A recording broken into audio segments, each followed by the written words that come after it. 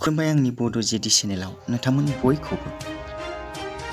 थांनाय 1 दान सिगाङाव ससियेल मिडियायाव रमि नार्जारी आरो मनीष स्वगियारीनि भाइरेल भिडिअ'आ गोबांथार सावरायजानायखौ नुनो मोन्दोंमोन। बे बाथ्रानि सायावनो मनीषनि बिमाया बिसानिसिम गांसे लाइजाम हरदोंमोन आरो बिसाआ बे लाइजामखौ लानानै मनीषनिसिम मिटिंआव सावरायनो थाखाय गांसे लाइजामनि गेजेरजों हांख्राय हरदोंमोन। नाथाय मनीषआ फैयाखैसै। बे जाथायखौ लानानै बिसाआ दुखु मोननाय फोरमायदों आरो गोख्रों थांखि लायो। मनीषआ आरके प्रडाक्शनाव शुटिं खालामनो मोननाय नंथ'लिया आरो गुबुन गुबुन सावथुनफोरावबो बाहागो लानो मोननाय नंथ'लिया होनना गोख्रों थांखिजों खौरांगिरिफोरनि सिगाङाव बिसानि दैदेनगिरिफोरा बुंदों। बे मेलाव बाहागो लादोंमोन आफादगिरि नेर्सोन बर', गाहाय नेहाथारि गुरु पबित्र बर', सपन कुमार ब्रह्म, जेजास केरकेटारि, पंकज लाहारी आरो गुवाहाटी जिल्ला बिसानि जानानै आफादगिरि कनकसा बर', नेहाथारि बकुल मुसाहारि आरो गोबां सोद्रोमाफोराबो बाहागो लादोंमोन। तामुलपुर जिल्ला बिसानि सेथि बोसोरसालिया जथुम्मायाव बाहागो लायो बर'नि मुंदांखा फावखुंगुर लिंसार बसुमतारीया।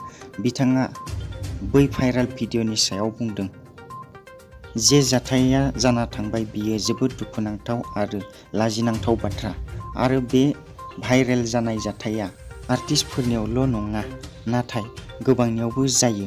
बेखायनो बयबो सांग्रां जा, बेफोरबायदि भिडिअ'खौनो खालामनो नाङा होनना बुंदों बिथां मुंदांखा फावखुंगुर लिंसार बसुमतारीया।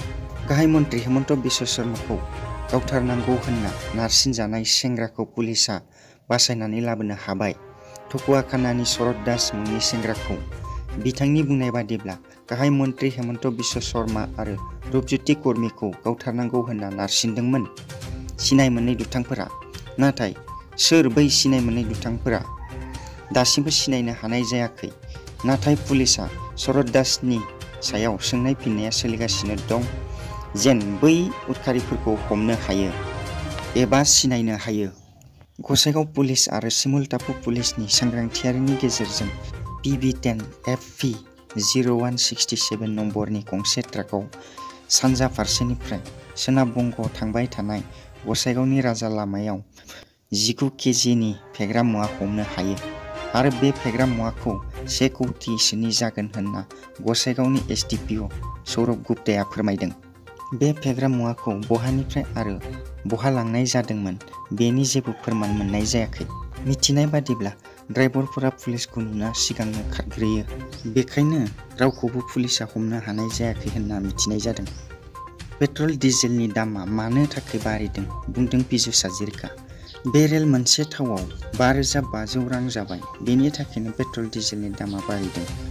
थांनाय समफोराव पेट्रल डिजेलनि बेरेल मोनसेयाव 2,500 रांमोन, नाथाय दायो बारिना 5,500 रां जाबाय, बेखायनो थावनि दामा बारिदों।